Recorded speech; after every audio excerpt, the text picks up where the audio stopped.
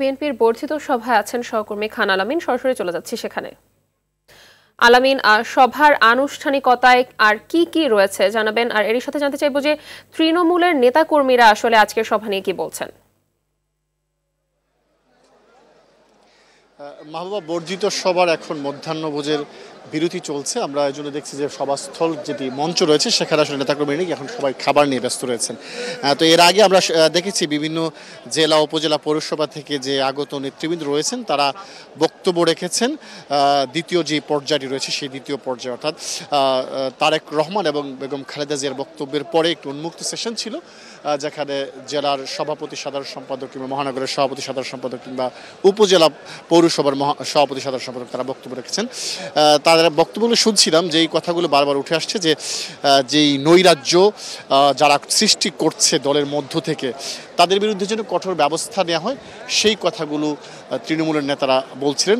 পাশাপাশি দলীয় শৃঙ্খলা বজায় রাখার জন্য যা যা করণীয় কেন্দ্র যাতে সেই বিষয়গুলো বেশি গুরুত্ব দেয় সেই বিষয়গুলো তারা আলোচনা করেছেন। আমরা অনেকের সাথে কথা বলেছি, কেন্দ্রীয় পর্যায়ের পাশাপাশি জেলা কিংবা মহানগর পর্যায়ের অনেক নেতার সাথে কথা বলেছি। তারা যেই কথাটি বলছেন যে আজকের এই বর্ধিত সভা এর মাধ্যমে জাতীয় নির্বাচনে বিএনপির আনুষ্ঠানিকভাবে এক ধরনের পথচলা শুরু হয়েছে। এই যে পথচলা সেই পথচলাটি আজকে এখান থেকে সারা বাংলাদেশের তৃণমূলের নেতাকর্মীরা যার যার জেলায় যার যার ইউনিটে গিয়ে ছড়িয়ে দেবেন, সেই প্রত্যাশার জায়গাগুলো তারা বলেছেন। এবং তারা যেই দাবিগুলো জানাচ্ছেন যে অতি দ্রুত যেন একটি সুষ্ঠু এবং নিরপেক্ষ নির্বাচনের আয়োজন করা হয়, সেই দাবিটি তারা বর্তমান যে অন্তর্বর্তী সরকার রয়েছে তাদের কাছে জানিয়েছেন। পাশাপাশি একটি বিতর্ক সবসময় চলছে যে স্থানীয় নির্বাচন আগে নাকি জাতীয় নির্বাচন আগে। আমরা অনেক তৃণমূল নেতার সাথে কথা বলেছি বিএনপির, তারা সবাই বলছেন যে স্থানীয় নির্বাচনে আগে জাতীয় নির্বাচন দিতে হবে, তারপর স্থানীয় নির্বাচন দিতে হবে।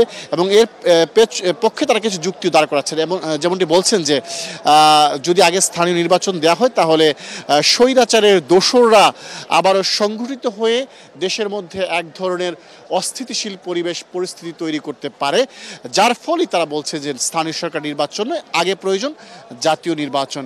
তো আমরা যতটুকু জানি যে যেই প্রোগ্রামটি আজকে শুরু হয়েছে সেটি মধ্যাহ্নভোজ চলছে, এবং তারপরে যেই সেশনটি শুরু হবে সেটি হচ্ছে ক্লোজ ডোর সেশন, অর্থাৎ সেখানে আমাদের গণমাধ্যম কর্মীদের অবাধ বিচরণ থাকবে না।